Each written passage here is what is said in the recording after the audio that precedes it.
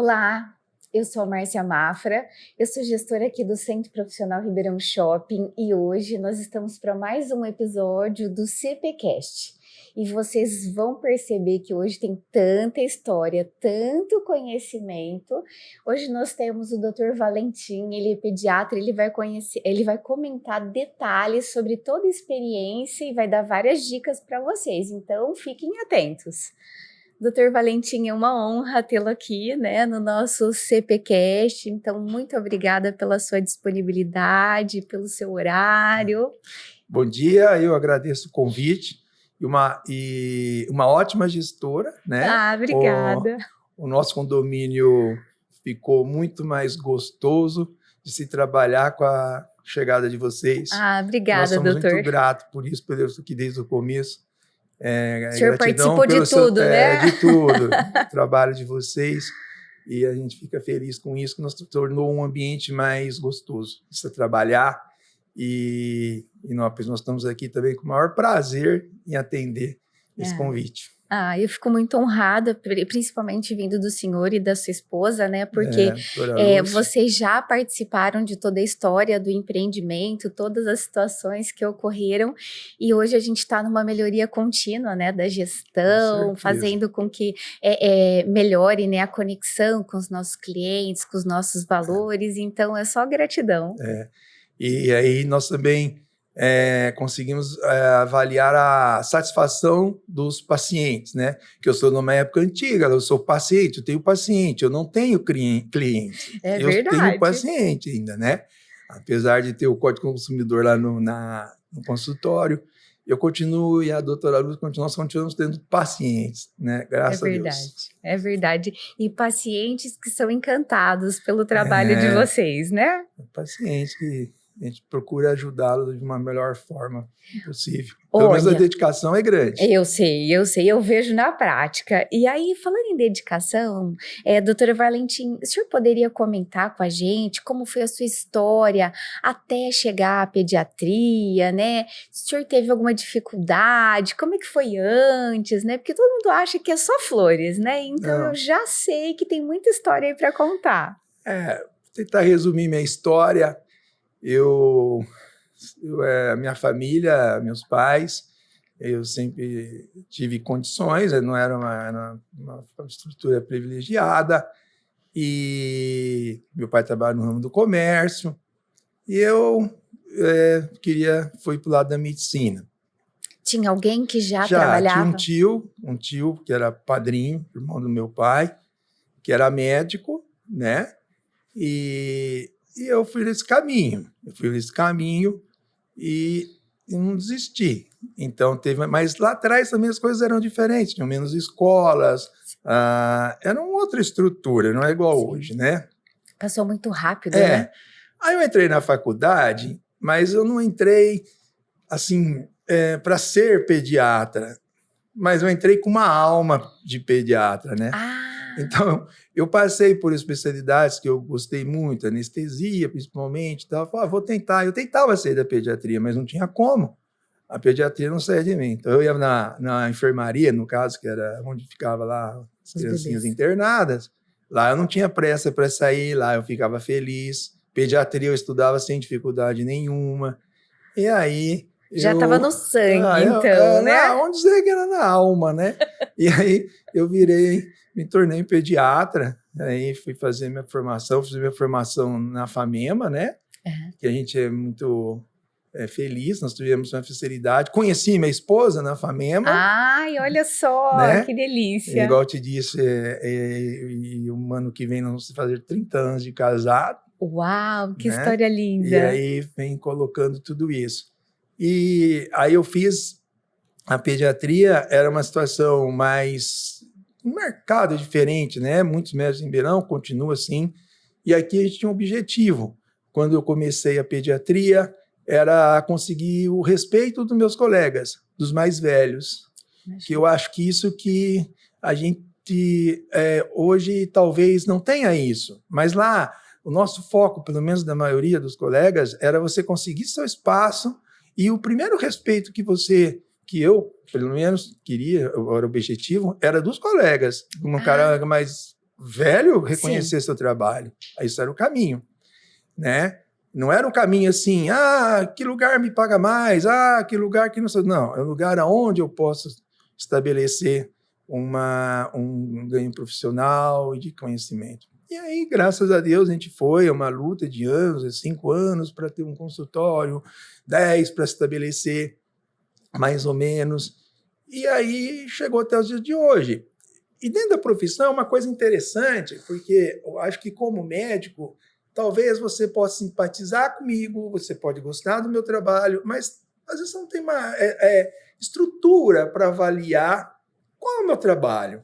Mas na hora que você começa a receber encaminhamentos de médicos, você começa a atender filhos de médicos, aí você começa a entender que você atingiu um patamar profissional de respeito, de conhecimento, porque você começa a atender pessoas da área.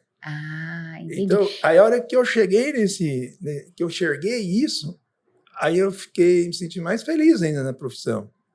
A gente não consegue acertar com todo mundo, sim, lógico, né? Sim. Mas se o saldo é positivo, a gente já fica feliz. Porque, igual eu falei para você, vida é estresse, todo mundo tem estresse.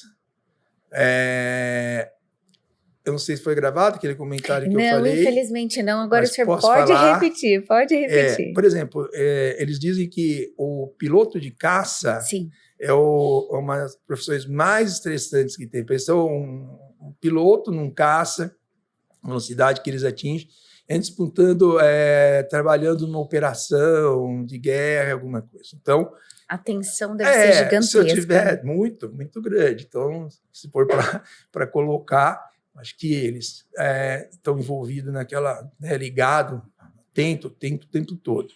O médico também é assim, né? E a pediatria dá muita satisfação, dá muita alegria, muita coisa boa, quando dá tudo certo, é a coisa mais gostosa que tem. Eu amo a pediatria, eu gosto de pediatria, só sei fazer isso. E tudo eu penso nas crianças, né? A minha filha fala, lá vem ele puxar o saco dos bebezinhos dele. Bom, olha lá, já está com certo ciúme. Hoje ela está com quantos anos? 24, Ixi, acabou de já casar, é uma mulher, olha aí, daqui a pouco vai ser avô. São torcendo. Fazendo medicina e está se interessando pela área. E ela já escolheu qual é a área? Ainda não. Ainda não, mas está se interessando aí, né? Está na torcida, né? Para dar continuidade.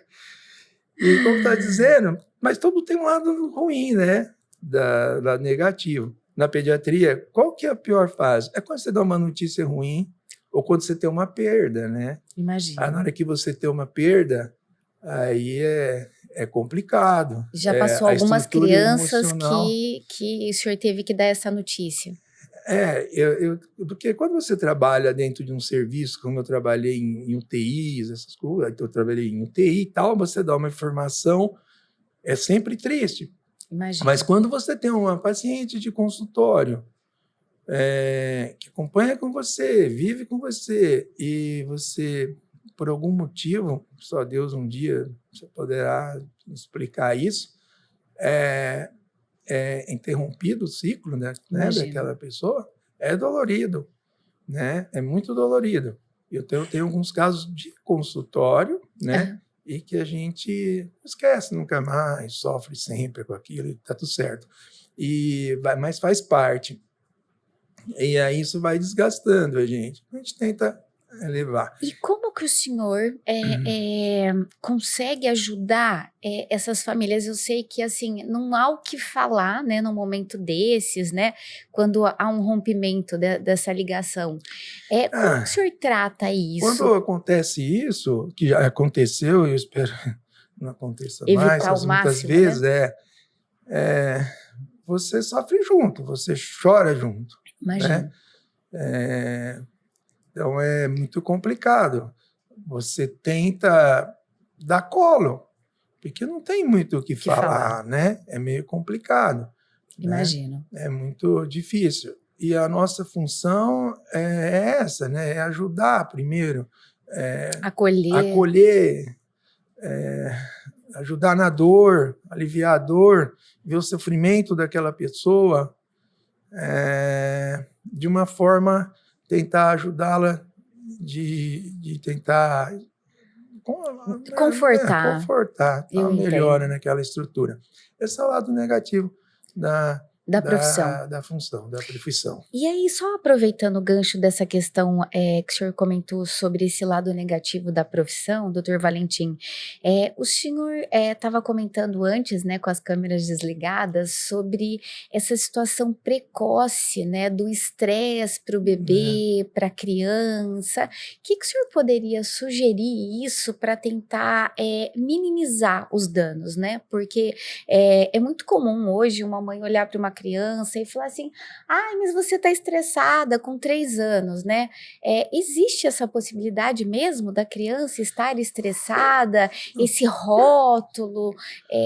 O quão... Existe não, é fato, porque esse estresse já inicia lá no intraútero.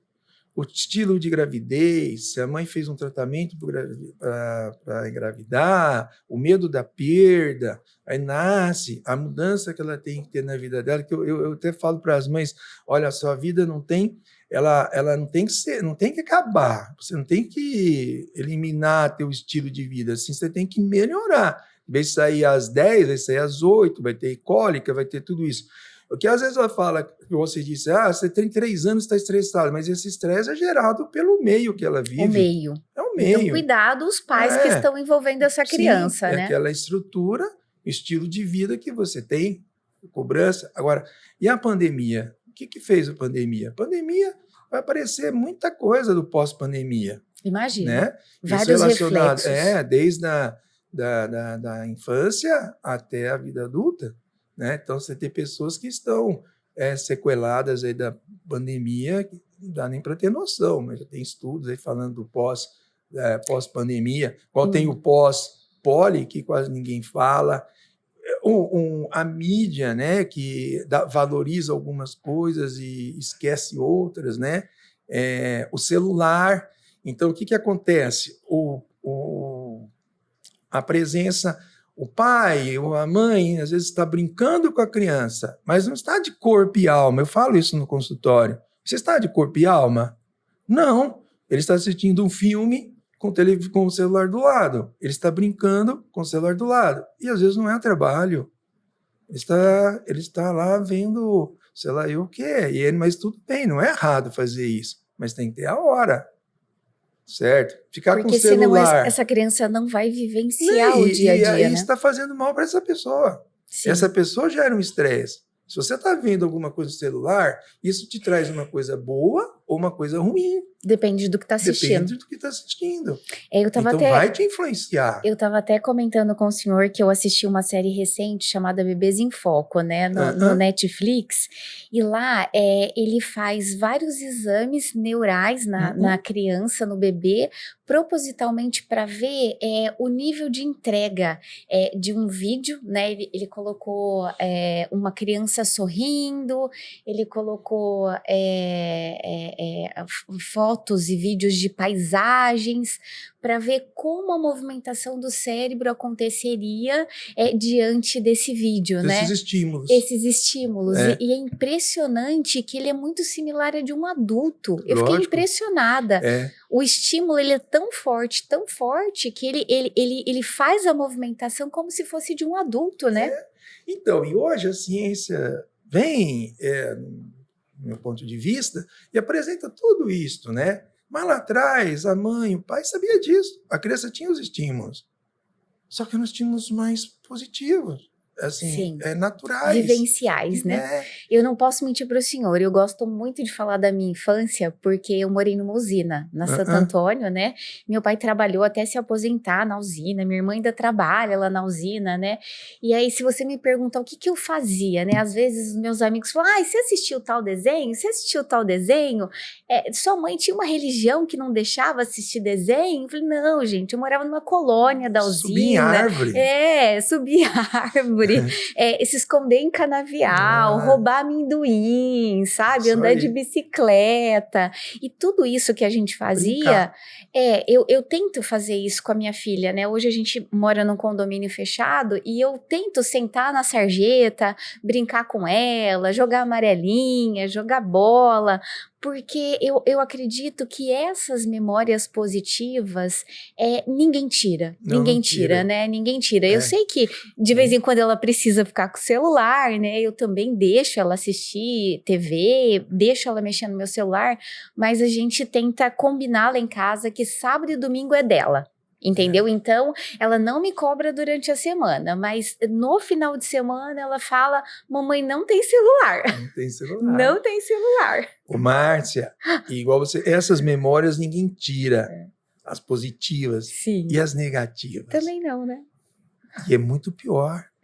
Porque às vezes gera o trauma. O trauma. Trauma, segundo a doutora Lúcia me ensinou, trauma gera lesão cerebral. Sim. Já era. Sim.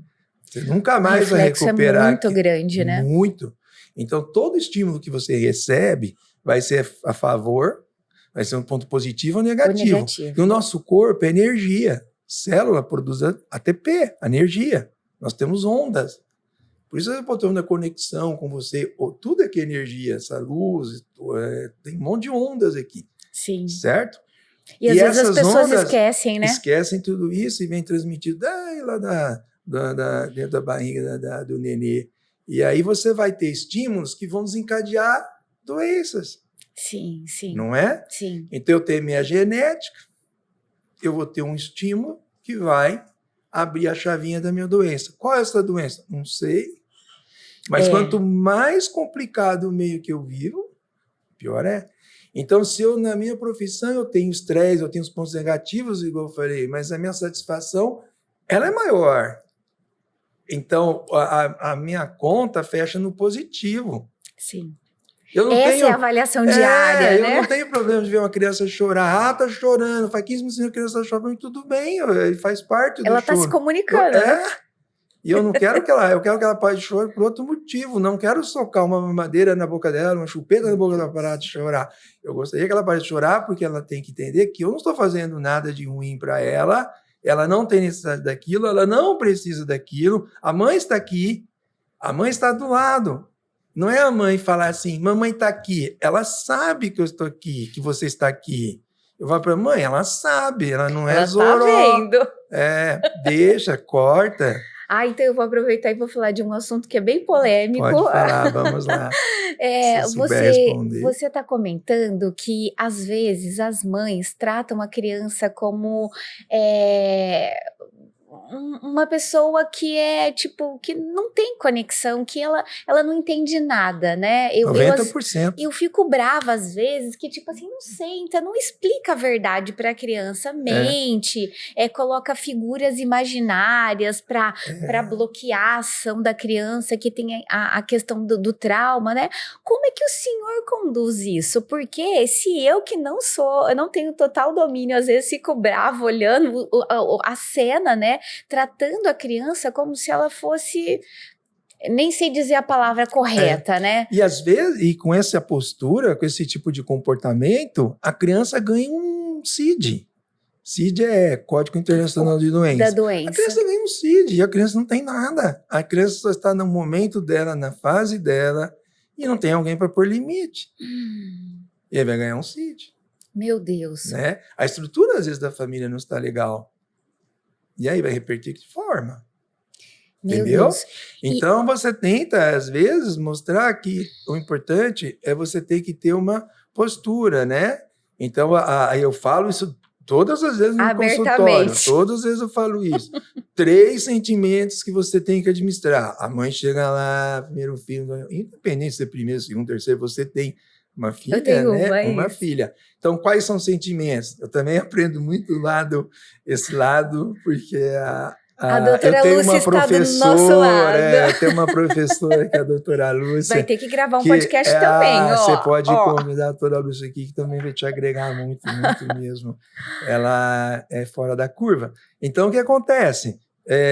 3 sentimentos. A dó, o medo E o quê? Agora eu te pergunto. A dó, o medo e um sentimento. Não tem como não tê-los. Eu falo isso O amor sempre. extremo? A culpa. A culpa. A culpa. Medo, Dó, dó e culpa. Jura? A mãe se sente culpada por tudo. Entendi. Tudo é culpa. Aí eu errei, eu fiz. Não, você não errou nada, você não fez nada. Olha, vocês estão ouvindo, né? Então presta bastante atenção nesses sentimentos que o Dr. Valentim está colocando. Ó. Dó, isso todos os medo e dias. culpa. É. Você precisa trabalhar isso antes de começar a tratar o CID da criança. Sim, né? Começa já tentando ajudar a mãe, né? Para a gente enxergar onde ela está, em qual fase que ela está nesse processo. Se ela está sabendo administrar esse processo. É difícil. E às vezes, para administrar esse processo, você tem que procurar o quê? Uma terapia. Você tem que procurar ajuda. Um especialista. Né? E aí eu não consigo, vai refletir aonde? Na minha criança. E a minha criança procurar, depois tem que procurar um psicólogo, terapeuta, um psiquiatra. E aí, Deus. só que o tratamento do psicólogo vai chamar o quê? O psiquiatra vai chamar primeiro quem? Os pais. Sim. E aí sim. vai. Então é um esse contexto núcleo, né? muito complexo. Eu acho muito simples alguém falar, é isso. Não, não é isso. É muito complexo, é difícil. E você falar disso e resolver isso em 15 minutos, meia hora, é impossível. Então, às vezes, a estrutura do plano de saúde, né? de saúde não dá condições do colega fazer isso. Ele sabe, ele tem necessidade, mas o cara está atendendo o plano, ele tem que girar. E ele vai conseguir falar disso? Não, ele vai só seguir o protocolo, que é o remediar. Que é isso daí, e às vezes você aí acaba perdendo. Não é criticando o colega, mas criticando o sistema. Entendi. Né? A qualidade da entrega muda. Existem operadoras que não permitem nem você pedir exames. É muito triste. Bloqueia exames. Mas como você faz diagnósticos de uma criança, ou se um adulto tem uma deficiência sem pedir o exame? Impossível. Mas para ele não interessa isso. Meu né? Deus. Aí você faz um encaminhamento, eles dificultam, você quer saber qual o relatório, não sei o quê, blá, blá, blá, blá, blá, blá. Né? Faz parte, né? E a gente tem que brigar com isso, tentar melhorar isso, e aí vai levando. Eu imagino. Eu só vou voltar um pouquinho no assunto que eu acho que é muito relevante para as mães, que o senhor falou desses 3 sentimentos. O que você dá de sugestão para essa mãe que está nos assistindo, ou esse pai, que tem essa culpa, essa dó excessiva, esse medo que bloqueia, né? Porque o senhor estava falando que o meio, ele contamina e faz toda a diferença. Então, eu fazendo meu processo de terapia e tudo mais, porque hoje eu trabalho com performance, com gestão, é muita gente para administrar, a doutor Valentim. Aí, o que acontece? Se você não se olha no espelho e não resolve as suas dores, você não tem condições de cuidar de 350 funcionários, entendeu? Porque é humanamente impossível. E eu tive que entrar nesse processo infância, né, para entender a minha infância e entender qual era o trauma que eu tive na infância ao ponto de me atrapalhar o desempenho profissional. E eu acabei me especializando nessa área, né? Estudei um pouco mais sobre jogos psicológicos e tudo mais, e eu percebi que eu carregava, né, que hoje já está muito mais administrável, porque eu trouxe para o consciente, que tem a ver com a recusa da gestação por parte da minha mãe, que ela queria muito um menino, e aí a Márcia veio uma menina, né? Então todas as tratativas na minha infância foi decorrentes disso, né? Desse medo excessivo que ela tinha de ter outra mulher, né? Porque minha mãe já tinha 2 meninas e eu tava na terceira e não conseguia dar o tal do menino pro meu pai, né? Então eu sei que foi inconsciente que isso aconteceu, mas que acabou gerando um trauma profundo, né? E que eu tive que aprender a superar na minha fase adulta para que eu possa ajudar outras pessoas.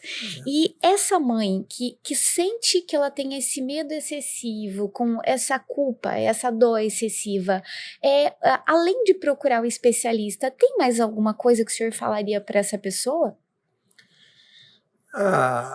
Então, aí muita vivência, eu já sei. A ajuda, primeiro ela tem que querer, né? Ela tem que enxergar isso. Ela tem que enxergar essa dificuldade dela e querer melhorar, querer ser feliz. Sim. Porque senão ela não vai, ela não é feliz, não adianta, ela não vai, o interior dela continua, aquela energia dela continua negativa, né? Entendi. Ela continua sofrendo, né? Então ela precisa abrir os olhos e enxergar que ela precisa de ajuda. É, igual você falou, ela tem que olhar para o espelho, mas olhar, ficar vamos dizer, olhar não, ela tem que ficar na frente do espelho, mas com os olhos abertos. Não é só ficar na frente do espelho. Entendi. Não adianta falar, eu fiz, mas o que ela como pessoa pode fazer para melhorar? Eu vejo assim. Como? Resgatando de alguma forma. Às vezes as pessoas, eu enxergo isso às vezes as pessoas, quando essa pessoa se torna avó, ela tenta compensar isso de alguma forma, né? Entendi. Às vezes oferecendo muito, né? Porque, na verdade, você vê se contou essa história, isso é comum, tá?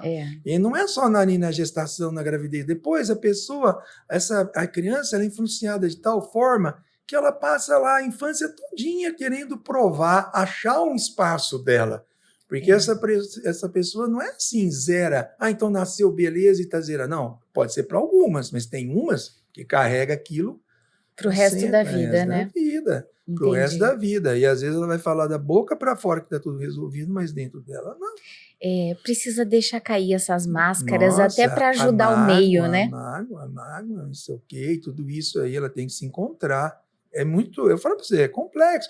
Olha, se você for pegar uma pessoa, um ser humano, né, e querer resolver a vida dele ou dar importância só num foco, você nunca vai conseguir um resultado. Não. Né? Precisa ser integral, né? Olhar para todas as nuances, né? E é difícil. Imagina. Isso daí, você encontrar uma pessoa equilibrada com todos esses pontos, eu não conheço. Imagina. Uma pessoa que seja equilibrada em tudo. Não tem. É aquela história, orar e vigiar, né? Então precisa ser frequente, né? Você eu não. Não. Eu não sou, não. Senão a nossa missão acaba por aqui, né? A gente tem que ir embora. E outra coisa, mas eu vou falar no consultório. Sentar aqui e falar tudo isso para você, olha, é fácil. Se eu sentar aí é complicado. Eu tenho uma filha só, você tem uma filha só. Aí você enxerga, mas às vezes você não enxerga o que você está fazendo com a sua filha. É verdade. Aí tem que ter o quê? Quem está do seu lado que tem que te alertar. Então, também eu acho que uma dica, assim, é quando você tem uma estrutura familiar, eu acho que isso facilita muito, e aí o pai falar para a mãe lá, o marido, você está abusando aqui, a mãe, você está abusando aqui, só que às vezes... Uma conversa franca, né? Só que às vezes, infelizmente, eu não tenho essa estrutura. Eu imagino. Infelizmente, e até com uma frequência hoje grande, você não tem essa estrutura. Então, não tem essa pessoa para ficar observando o dia a dia, para poder fazer um comentário, você tem que melhorar aqui, que seria um suporte importante. Então, eu acho que os ruídos e as mídias como um todo tá cada dia distanciando mais desse eu, né? De olhar internamente, né? A gente precisa se atentar, né? A tecnologia tem suas vantagens, como nós estamos aqui hoje, podendo proporcionar alguma coisa desse tipo e que ela talvez ajude alguém, né? Possa ajudar, mas eu vejo que o saldo, do meu ponto de vista, é negativo. Das mídias, né? Sim. De todas essas influências. E sem falar, né? Posso fazer uma brincadeira aqui? Pode. Então, por exemplo, a criança chega lá e fala assim, Palmeiras não tem mundial. Aí eu falo, tem. Aí eu tenho uma foto da Gazeta. Cadê o nosso amigo ali? Cadê o André? Aí eu tenho uma foto da Gazeta, que tá lá, Gazeta, tal, Palmeiras campeão. Aí eu pego para a criança e falo assim, você sabe ler? Lê aqui, ó, tá escrito aí, ó, Palmeiras campeão do mundo. Não sou eu que escrevi. Tá aí. E naquela época, jornalista não mente como mente hoje. A coisa não é direcionada. Então, e aí a criança dá uma engasgada, sabe? Dá uma engasgada.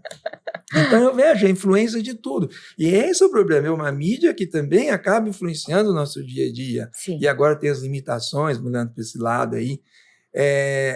Posso te dar um exemplo? Pode. Lá no Supremo eles estavam falando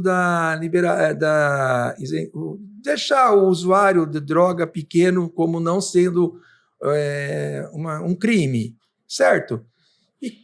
Quantas vezes você está lendo isso na mídia? Eu li pouquíssimas vezes. Fala, nem fala. Agora, da ozonioterapia todos os dias. Todos os dias estão falando de ozonioterapia. Por que será? Agora, Lá no Supremo, ainda a Lúcia postou num psiquiatra falando que eles estão legalizando o pequeno traficante. Quer dizer, o cara vai levando de pouquinho, de pouquinho, de pouquinho e vai encher. E ninguém dá a importância, dá o destaque que teria que no ter assunto, no né? assunto. Então você vê que a gente é muito direcionada. Olha quantas famílias vão ser destruídas com esse processo. Imagino. É como você falar assim, você consumir pouco, você pode. E quem então, diz que tem controle, né? Quem diz que o foco é equilíbrio, então né? vai achar, mãe, mas pouco pode. Então você imagina o que vai acontecer com esses adolescentes? Imagino. Você imaginou? Eu O imagino. que vai acontecer? Que a coisa já está difícil, muito difícil. Então você imagina que brecha que eles estão abrindo legalmente, e os psiquiatras, os estudiosos, falando que é ruim, exemplos de países que fizeram isso, que é negativo, que o resultado não é favorável. Os caras estão fazendo isso. Então, é uma imprensa, às vezes, que a mídia em si e tal, mas tem uma coisa que coloca muita coisa negativa e direciona, né? E aí a gente não sabe o que vai acontecer. E eu vou aproveitar para perguntar sobre comportamento de criança. Ixi, isso é legal. Porque é um assunto bem delicado, né? Porque ele às vezes está querendo chamar atenção por algum sentido, os pais não estão enxergando, a gente já falou um pouco desse meio. E como é que o senhor trata esse assunto? Com a mãe, o pai, ou com a criança?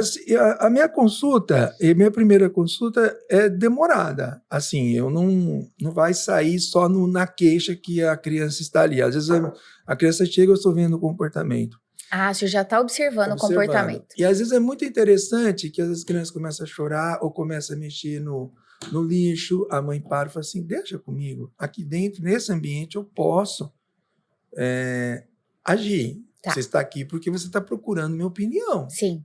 Você não está aqui obrigada, sim, certo? Sim. Tá. Aí eu chego para a criança e falo assim, fulaninho, aí não é para você brincar, aí é lixo. E olho para ele, olho, né? Como se você estivesse olhando para sua sogra. Aí vai lá, a criança pega e olha para o pai e para a mãe. É comum isso. Aí já pergunta, eu falo já pro pai, olha. mãe, não olha. Aí ele para, olha.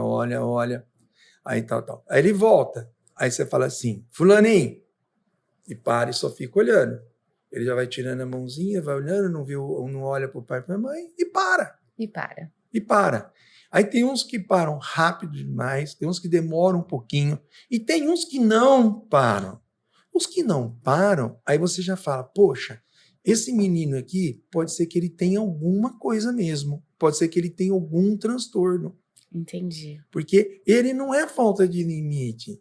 Porque quando você dá um comando desse com o olhar, eu não grito, eu não bato, não faço nada, e a criança fica de boa, e a mãe fala, esse menino é impossível. Impossível como?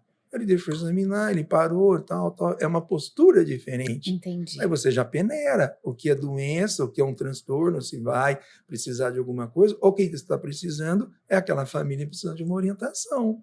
Entendi. Entendeu? Entendi. É ali, agindo, esperando a coisa acontecer. E às vezes isso agrada, essa maneira de trabalhar pode agradar, às vezes não agrada, que tem pessoas que querem lá, às vezes tem aquela pessoa que não... que é só adulto. medicação. Tem aquele adulto. Eu fiz um curso agora, final de semana, eu e a Lúcia, em São Paulo, e aí que lida com dor, um monte de coisas, e aí o doutor André, ele estava dando a aula dele lá, parece, então tem pessoas que não querem melhorar.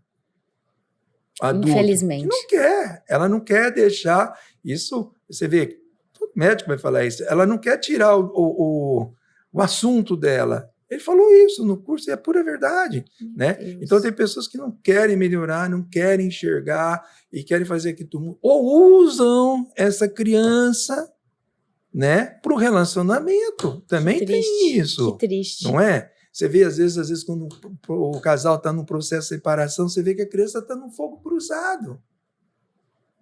E a justiça vem, não sei o quê, blá, blá, blá. Às vezes você fala que está ajudando, não é nada, eles estão... Opa, perdão. Eles acabam não ajudando, eles acabam atrapalhando. Né? Então, aí você vai precisar de ajuda. Não dá para você querer ajuntar essas peças. Vai ter prejuízo. Né? Vai fazer o quê? Não vai ter jeito, né? Então a gente vai ter que ir trabalhando, então a gente vai ter que trabalhar para tentar deixar isso, se eu ter um prejuízo menor, a juntar o máximo de peças, isso fazer com que esse murinho chegue no máximo. Você já descartou algum atendimento familiar? Olha, entendi que esse cenário não faz parte dos meus valores, da minha forma de condução, é melhor você procurar outro especialista. Já chegou ou não? Não em muitos casos, mas já. Porque, às vezes, a pessoa chega e fica... Você tem uma... Na hora que você... Quando acontece isso, quando falta o respeito, aí você fala, olha, aqui deu, aqui já acabou. Né? Então, às vezes, o paciente chega com uma opinião, ele pode aceitar a sua opinião ou não, ele está na própria sua opinião, Sim. A conduta, eu vou fazer isso, ele pode não aceitar, ir embora e procurar outra pessoa e tal, mas não é que você tem respeito, fala, olha, aqui nossa relação terminou, né? Porque aqui faltou respeito, eu não posso faltar com respeito. Porque invade o seu respeito, né? Eu não posso faltar com respeito, e nem não quando você trabalha com gente, às vezes você está atendendo uma pessoa que você nem gosta muito, né? Mas você é um profissional, você tem que fazer seu papel, você não pode simplesmente... Não, você tem que dar o máximo. Então, tem pessoas que te sugam demais. Imagina. Mas você tem que estar ali, né? Você tem qualquer médico para te relatar isso. Isso na medicina, mas acho que em qualquer profissão. Chega um cliente seu que você fala, meu Deus, lá vem o seu fulano, o que eu vou fazer? Vai lá. Tem alguns. E às vezes a relação começa difícil, aí você vai, e aí depois gera uma confiança, né? uma conexão muito legal. E muda. Então, isso faz parte da nossa profissão, né? Essa coisa, né? E que, às vezes, você acaba ajudando de uma forma que você nem percebeu. Às vezes o paciente volta e fala assim, nossa, você me falou aquilo você fez aquilo. E aí, quando a gente vai ficando mais velho de profissão, eu tenho com 33 anos de profissão. Olha que né? delícia. Eu vou fazer... 30 de casado, 30 de profissão, casado, 33 de profissão. De profissão, né? Então, tá aí nesse caminho. Então, você vai agregando e, às vezes, é muito gostoso. Quando uma pessoa chega para você, oi, você é fulano e tal. Falo, bom, então esse daí... Que delícia. Isso aí ficou ponto positivo. Se você não tivesse gostado, não ia falar, né? Não ia te abordar, né? Então, fica satisfeito. Né? A gente fica feliz com isso, porque acho que essa é uma profissão... Medicina é uma profissão... delicada. Fantástica. Eu acho que quem tem a alma de ser médico é uma pessoa que tem chance de fazer muita coisa boa, que dá muita satisfação. Tem um lado negativo. A gente precisa também do financeiro e tal. Sim. Mas no pacote não fica só isso, sabe? Então você vai agregando e vai levando isso. Você tem que ter uma sensibilidade, saber até onde as coisas devem ir ou não. E eu faria tudo de novo, sem problema nenhum. Tá? Olha que delícia. Quando a gente fala de ter vínculo com o ser humano, nós temos que ter muita resiliência, né? Porque talvez ele não esteja num bom momento. Eu comento às vezes com os funcionários, né? Olha, você está olhando para esse paciente, para esse cliente, pela sua primeira vez, né? E pode ser que você esteja exausto por causa de um paciente anterior ou de um visitante anterior, né? Não há problema, você tem que tratar como se fosse a única vez que você vai tratar. Você precisa marcar presença, zelo, carinho, cuidado, né? Não dá para você generalizar que o dia tá nebuloso e aí você coloca todo mundo num pacote e fala que tem que ser assim, né? Então a gente tem que tomar muito cuidado quando se trata de pessoas, de gente, né? E às vezes você atende uma família e às vezes ela até não volta, fala, não gostei, tá? Mas alguma coisa foi. Ela levou. Talvez a verdade possa... doer, não é motivo de não voltar. Mas se agregou, se um dia ela vai lembrar de você... Com certeza. E fala, esse cara lá me ajudou alguma coisa. Vou fazer uma brincadeira com você. Eu chego numa paciente, às vezes os pacientes que podem relatar isso, eu brinco com a criança, eu falo assim, o que acontece? O que você vai ser? Ela fala assim, não sei, pau. Ó, aqui você tem 3 opções. Você vai ser médico, ou você vai ser palmeirense, ou um médico palmeirense, ou uma médica palmeirense. Escolhe só essas 3. Aí você dá a quebrada, a criança gosta, e vai agregando. O pai palmeirense vai se derreter. Eu não brigo por futebol, não faço nada, mas eu brinco muito com Entendi. futebol, acho que é uma maneira de brincar, que faz parte da nossa cultura, né? Eu não vou brigar. Mas você acredita uma vez, essa aí, você está falando desse relacionamento e tudo, lá atrás, bem lá atrás, teve uma vez uma obstetra, falou assim, olha, Valentim, eu indiquei você para uma família, vai ter o nenê, primeiro bebê. Você acredita? Eu fui brincar com ele e falei que você era palmeirense, e o pai falou, então não.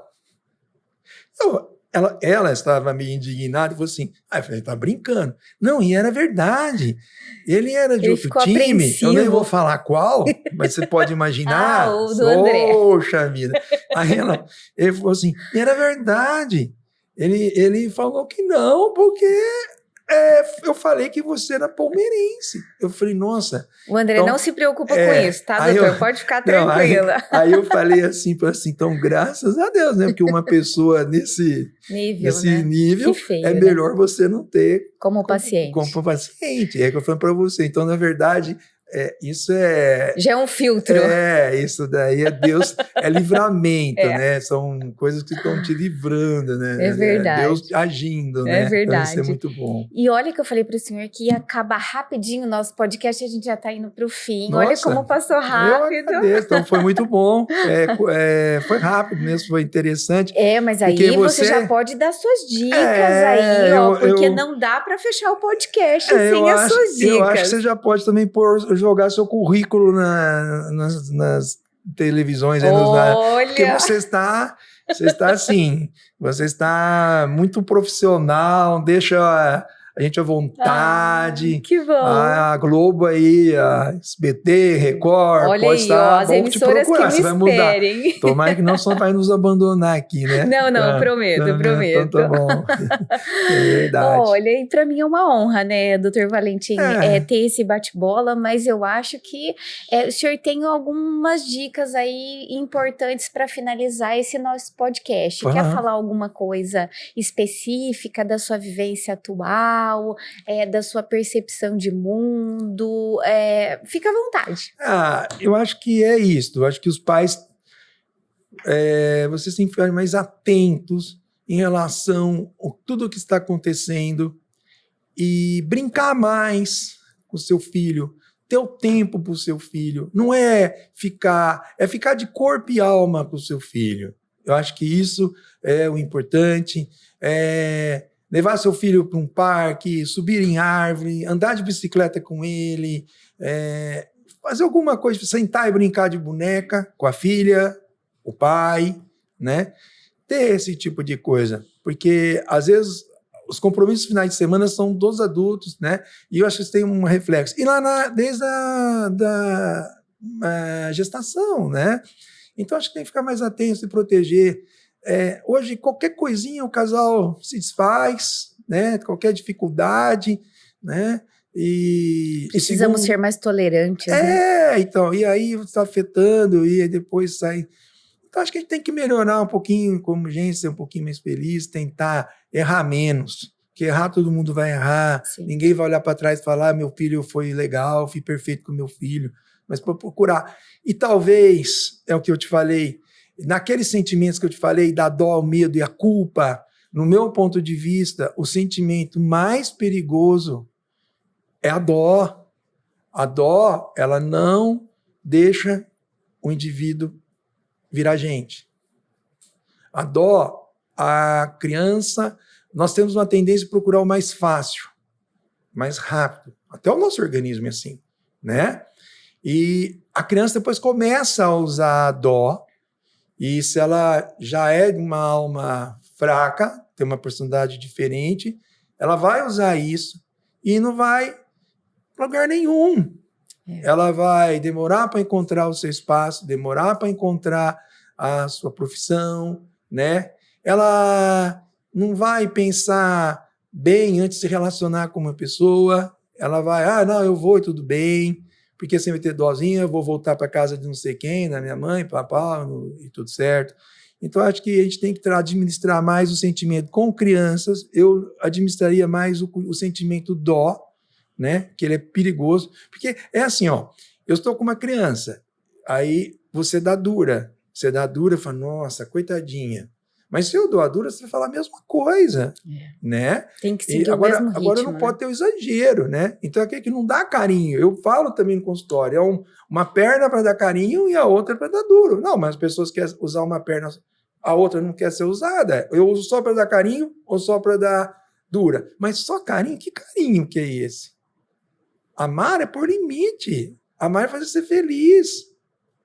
Impor né? respeito. Né? Tem aquela história do Cadói.